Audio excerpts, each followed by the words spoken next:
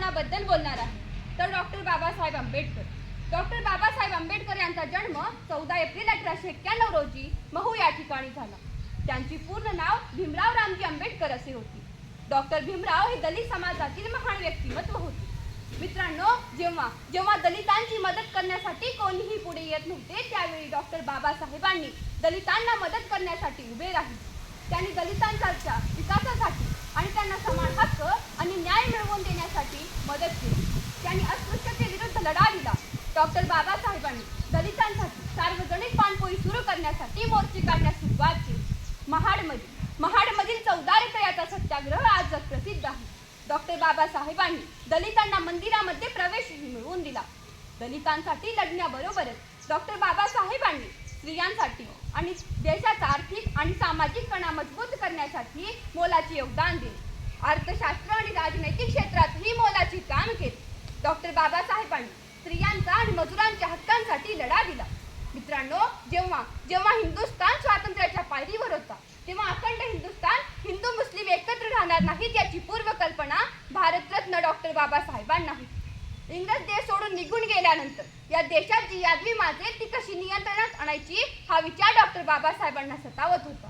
Doctor बाबासाहेबांनी प्रत्यक्ष स्वातंत्र्य लढ्यात सहभागी होण्यापेक्षा त्यांनी फाळणीला अत्यंत महत्त्व दिले. त्यांचे हे कार्य भारत स्वातंत्र्य लढ्यातील सर्वात मोठे योगदान आहे. डॉक्टर बाबासाहेब आंबेडकरांनी 2 वर्ष 11 महिने आणि 18 दिवसांत हा संविधान लिहून पूर्ण केला. त्यांनी या संविधानात 243 कलमे लिहिली आणि या 243 कलमांपैकी 15वे कलम अत्यंत महत्त्वाचे आहे. आणि या 15व्या कलमात असे सांगितले आहे की धर्म, जाती, लिंग, भाषा आणि जन्मस्थान या कारणावरून भेदभाव करण्यास मनाई. या संविधानाला राज्यघटनेने सन 26 नोव्हेंबर 1949 रोजी स्वीकार केला. म्हणून डॉक्टर बाबासाहेब आंबेडकरांना संविधानाचे शिल्पकार असे म्हणतात. मित्रांनो, कधी विचार केलाय का हो, जर संविधान नसले असते तर आज या स्वतंत्र भारतात आपण गुलाम बनून राहिलो असतो.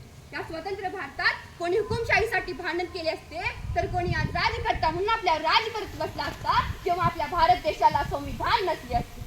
डॉक्टर बाबासाहेबांनी जेव्हा भारत देश इंग्रजांच्या गुलामगिरीत होता तेव्हा लोकांमध्ये जागृती, हिंमत, लढण्याची ताकद निर्माण करण्यासाठी सन 1920 मध्ये बहिष्कृत भारत, 1927 मध्ये समता, 1930 मध्ये जनता तर 1956 मध्ये प्रबुद्ध भारत अशी वृत्तपत्रे सुरू केली.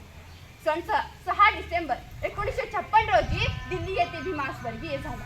याच दिवसाला आपण महापरिनिर्वाण दिन म्हणून साजरा करतो. डॉक्टर बाबासाहेबांच्या मृत्यूनंतर सन 1990 मध्ये त्यांना भारतरत्न पुरस्कार देण्यात आला. एवढेच बोलून मी माझे 2 शब्द संपविते व जाता जाता एवढेच म्हणावेसे वाटते की ज्ञान से हर एक जुर्म को जला दिया, ज्ञान से हर एक जुर्म को जला दिया, इस इंसान को इंसान से मिला दिया. अरे इस देश में नेता तो बहुत हुए, मगर उनको भी एक सलाह दिया. अरे मेरे एक आंबेडकर ने सारा हिंदुस्तान हिला दिया. एवढेच बोलून मी माझे 2 शब्द संपविते. जय हिंद, जय महाराष्ट्र. धन्यवाद.